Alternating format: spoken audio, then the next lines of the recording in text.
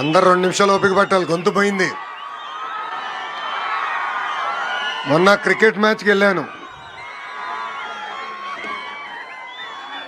అక్కడ మన టీం కోసం అరిసి గొంతు పోయింది, ఇంకా కోలుకోలేదు.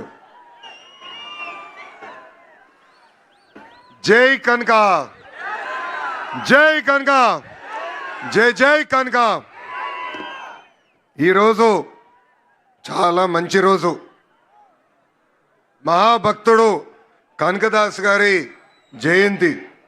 అంతేకాదు కనకదాస్ గారి జయంతిని ఏకంగా ప్రభుత్వ పండగగా ఈరోజు నుంచి మనం నిర్వహించుకుంటాం జరుగుతుంది. ఈరోజు పెద్ద ఎత్తున కనకదాస్ గారి విగ్రహం కూడా మన ఆవిష్కరణ చేసుకుంటాం కూడా నాకు చాలా చాలా ఆనందంగా ఉంది. ఇది కేవలం ఒక కార్యక్రమం కాదు, 3 కార్యక్రమాలు ఈరోజు మనం నిర్వహించుకుంటాం జరుగుతుంది.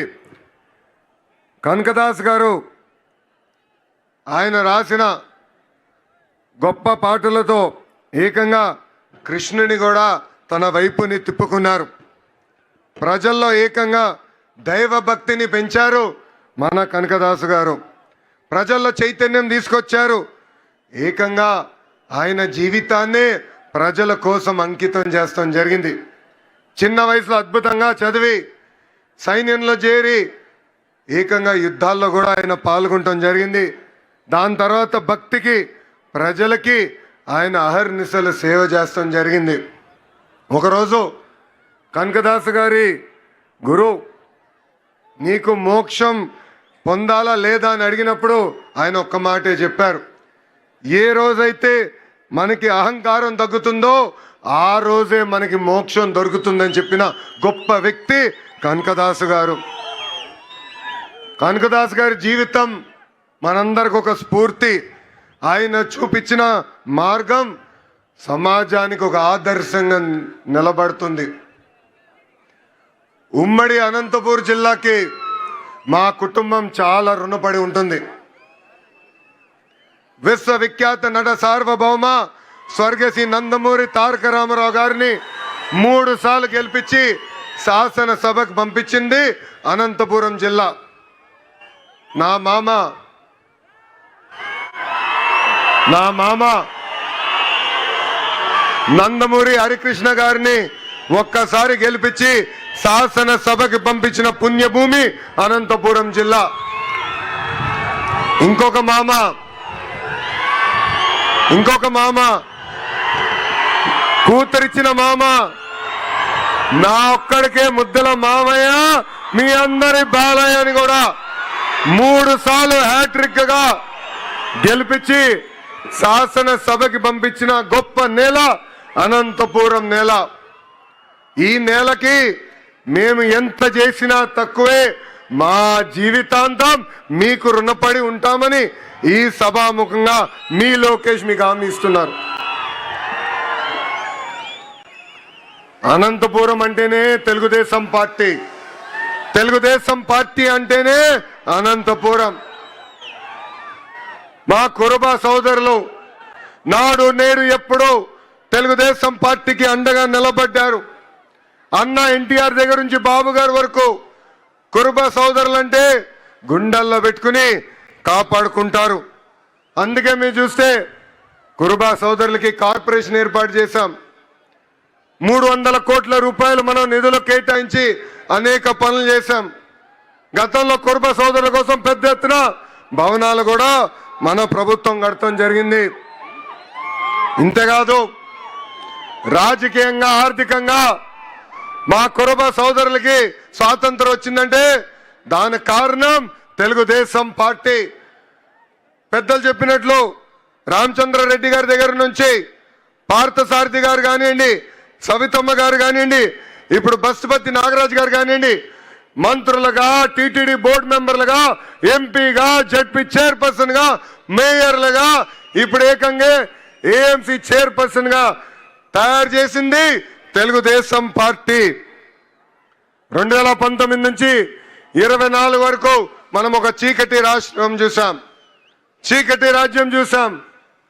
బీసీ సోదరులు బయటకు వచ్చి మాడితే ఆ రోజు మన ఎట్లా కొట్టి తరిమారో మనందరం చూసాం. మన బిడ్డలపైన ఏకంగా పెట్రోల్ పోసి తగలబెట్టి చంపిన రోజులు మనందరం చూసాం. అందుకే మా బీసీ సోదరులు ఒక తిరుగుబాటు వచ్చింది. తెలుగుదేశం, జనసేన, భారతీయ జనతా పార్టీని ఎప్పుడు లేని విధంగా 94% సీట్లలో గెలిపించి మమ్మల్ని మీరు ఆశీర్వదించారు. చేయాల్సిన పనులు అనేక ఉన్నాయి. నాకు ఇప్పుడు కూడా బాగా గుర్తు, పాదయాత్రలో మన సంఘ పెద్దలందరినీ కలిసా, వాళ్ళందరితో నేను చర్చించా. ఆనాడే వాళ్ళకు కోరారు కనకదాస్ గారి జయంతిని రాష్ట్ర పండుగగా శాశ్వతంగా నిర్వహిస్తే బాగుంటుందన్నారు. అది చేసి ఈ రోజు మీ ముందల మీ లోకేష్ నిలబడుతున్నాడు. అంతేకాదు బేరప్ప గారి పేరుతో గుడులు కూడా ఏర్పాటు చేయాలని పెద్దలందరూ కోరారు. నేను టీటీడీతో కూడా మాట్లాడాను. తప్పనిసరిగా గుడులన్నీ అవసరం మేరకు కట్టిస్తామని ఈ సభాముఖంగా హామీ ఇస్తున్నాం. పూజారులకి గౌరవ వేతనం కూడా ఇవ్వాలని పెద్దలందరూ నన్ను అడుగుతాం కూడా జరిగింది. ఆ ఫైల్ కూడా సర్క్యులేషన్ లో ఉంది. తొందరలో కూడా అది అందజేస్తామని ఈ సభాముఖంగా హామీ ఇస్తున్నాం. మా కురుబ సోదరులతో కోసం గతంలో అనేక కమ్యూనిటీ భవనాలు కట్టాం. చివరి దశలో పనులకు వచ్చి గల ప్రభుత్వాలు మారినాయి. ఆ పనులు పూర్తవలేదు. వచ్చే 12 నెలల్లో కురుబ భవనాలన్నీ పూర్తి చేసి మా కురుబ సోదరులకు అందజేసే బాధ్యత మీ లోకేష్ తీసుకుంటాడు. ఆదరణ పథకం కింద పనిముట్లు అందజేయాలని గౌరవ ముఖ్యమంత్రి గారు ఇప్పుడే గౌరవ మంత్రి సవితమ్మ గారితో కూడా చర్చిస్తాం జరిగింది. ఆ కార్యక్రమం కూడా ముందలు తీసుకెళ్తాం. కురుబ సోదరులకి ఇన్సూరెన్స్ కార్యక్రమం కూడా చేస్తే బాగుంటుందని పెద్దలు గతంలో కోరారు. అదేవిధంగా గొర్రెలకి మేత కానివ్వండి, మందులు కానివ్వండి, షెడ్లు కూడా ఏర్పాటు చేస్తే బాగుంటుందని కోరారు. నాకు అన్న సమానమైన నా పవనన్న కూడా పంచాయతీరాజ్ గ్రామీణాభివృద్ధి శాఖ మంత్రిగా ఉన్నారు. ఏకంగా ఆవుల కోసం ప్రత్యేకంగా షెడ్లు కూడా ఆయన ఏర్పాటు చేస్తున్నారు. తప్పనిసరిగా మా కురుబ సోదరులకు అవసరమైన మేరకు షెడ్లు కూడా ఏర్పాటు చేసే విధంగా మా అన్నతో నేను మాట్లాడి చేస్తానని ఈ సభాముఖం మీ అందరికి నేను హామీ ఇస్తున్నా. ఇప్పుడే పెద్దలు సురేందర్ బాబు గారు మాట్లాడుతూ నన్ను ఒక విషయం అడిగారు. భైరవ్ తిప్ప ప్రాజెక్ట్ పూర్తి చేస్తే బాగుంటుందని కోరారు. భైరవ్ తిప్ప ప్రాజెక్ట్ శంకుస్థాపన చేసింది తెలుగుదేశం పార్టీ, పూర్తి చేసేది కూడా ఒక తెలుగుదేశం పార్టీనే. కరువు ప్రాంతం లాంటి అనంతపూర్ జిల్లాలోనే కార్లు పండించే విధంగా అనేక పరిశ్రమలు మేము తీసుకొచ్చాం. సాగునీటి ప్రాజెక్టులు పూర్తి చేస్తాం. మన జిల్లాలో నిరుద్యోగ యువకులకి పెద్ద ఎత్తున ఉద్యోగాలు కల్పించే లక్ష్యంతో ఈ రోజు పరిశ్రమలు మేము తీసుకొస్తున్నాం. తప్పనిసరిగా ఈ సాగునీటి ప్రాజెక్టు పూర్తి చేస్తాం. హార్టికల్చర్ పెద్ద ఎత్తున పూర్తి చేస్తాం. ఆంధ్ర రాష్ట్రంలో తలసరి ఆదాయంలో మన జిల్లా ఇప్పుడు 5వ స్థానంలో ఉంది.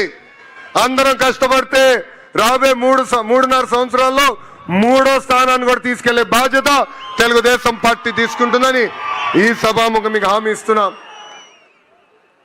దశాబ్దాలుగా మన జిల్లాలో ఒక సంస్థ ఆర్డిటి సంస్థ మనకి అనేక సేవలు అందిస్తున్నారు. ఆసుపత్రులు కానివ్వండి, స్వయం ఉపాధి కానివ్వండి, పాఠశాలలు కానివ్వండి, పెద్ద ఎత్తున వాళ్ళు మనకి సేవ చేస్తున్నారు. కొన్ని కారణాల వల్ల వాళ్ళకి రావాల్సిన లైసెన్స్ కొంచెం ఆలస్యమైంది.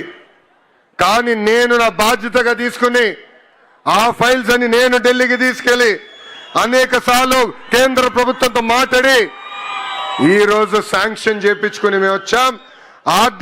ఆర్డిటిని కాపాడితే కాదు, ముందరికి ప్రోత్సహించే బాధ్యత మేము తీసుకుంటామని ఈ సభాముఖంగా అనంతపూర్ ప్రజలందరికీ నేను హామీ ఇస్తున్నా. ఇక్కడున్న బీసీ సోదరులందరూ కూడా ఒక విషయం ఆలోచించుకోవాలి. మనకి రాజకీయ స్వాతంత్రం వచ్చింది తెలుగుదేశం పార్టీ వల్లనే.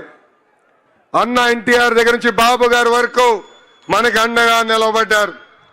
ఇప్పుడు మీ లోకేష్ మీ ముందర నిలబడుతున్నాడు. గతంలో నేను 3132 కిలోమీటర్లు పాదయాత్ర చేశా. ఉపకులాల వారిగా మిమ్మల్ని అందరినీ కలిసా. మీ సమస్యలు నేరుగా నేను తెలుసుకున్నా. ఆ సమస్యలన్నీ ఇప్పుడు నా గుండెల్లో ఉంది. పరిష్కరించే వరకు నేను నిద్రపోనని ఈ సభాముఖంగా మా బీసీ సోదరులందరికీ నేను హామీ ఇస్తున్నా. ఫైర్ బ్రాండ్ మంత్రి అమ్మ ఉంది. ఎవరు సవితమ్మ. ఎప్పుడు నాతో దెబ్బలాడుతుంది. చెప్తా ఉంటా బీపీ బిల్లలు తీసుకో తల్లి అని. చెప్పిన పని అయ్యే వరకు ఎవరిని వదిలిపెట్టదు. 6 నిమిషాలు మా వెనకాల పరిగెత్తి చేపిస్తుంది తల్లి. ఇప్పుడు తల్లి పైన కూడా బాధ్యత ఉంది. ఒక బీసీ సంక్షేమ శాఖ మార్చులుగా ఆనాడు మనం ప్రజలకు ఇచ్చిన హామీ ఒక పద్ధతి ప్రకారం నిలబెట్టుకోవాలి. మేడం గారు పక్కన ఆర్థిక శాఖ మార్చులు కూడా నుంచున్నారు, కేశవన్న గారు. డబ్బులు కూడా త్వరితగతిగా విడుదల చేయాలని ఈ సభాముఖంగా పెద్దల్ని కూడా కోరుకుంటూ, అదేవిధంగా పార్థసారథి ఉన్నారు వేదికమైన. ఆయన మన తరఫున కేంద్ర ప్రభుత్వంతో పోరాడుతున్నారు. కేంద్రంలో అవసరం నిధులు మన కోసం ఆయన తీసుకొచ్చేదానికి అహర్నిశలు కష్టపడుతున్నారు. ఆయన కూడా కోరేది ఒక విషయం ఉంది. కేంద్రంలో అనేక కార్యక్రమాలు ఉన్నాయి, సంక్షేమ అభివృద్ధి కార్యక్రమాలు ఉన్నాయి. ఆ కార్యక్రమాలు మనం తెలుసుకోవాల్సిన అవసరం ఉంది. ఆ కార్యక్రమాలు మన కురుబ సోదరుల్ని అనుసంధానం చేసి ముందరికి తీసుకెళ్దామని ఈ సభాముఖంగా ఆయన కూడా కోరుకుంటూ, వేదికమైన ఇతర పెద్దలందరికీ పేరు పేరు నా హృదయపూర్వక నమస్కారాలు తెలుపుకుంటూ, నాకు ఇంత ఘన స్వాగతం పలికిన మా కురుబ సోదరుల్ని నేను మరవను. మిమ్మల్ని నా గుండెల్లో పెట్టుకుంటా. మీ కురుబ సోదరుడుగానే ముందలు నడుస్తానని ఈ సభాముఖం మీ అందరికి నేను హామీ ఇస్తూ మీ అందరి దగ్గర నుంచి సెలవు తీసుకుంటున్నా. జోహార్ అన్న ఎన్టీఆర్, జోహార్ అన్న ఎన్టీఆర్. చంద్రబాబు నాయుడు గారి నాయకత్వం, చంద్రబాబు నాయుడు గారి నాయకత్వం, పవన్ అన్న నాయకత్వం, పవన్ అన్న నాయకత్వం. జై కుర్బా, జై కుర్బా. అందరికీ నమస్కారం. Thank you, Anna. Thank you very much. Honorable Secretary BC Welfare Sri S. Satyanarayana IAS గారు వారు వందన సమర్పణ తెలియజేస్తారు. అందరికీ నమస్కారం. ముఖ్యంగా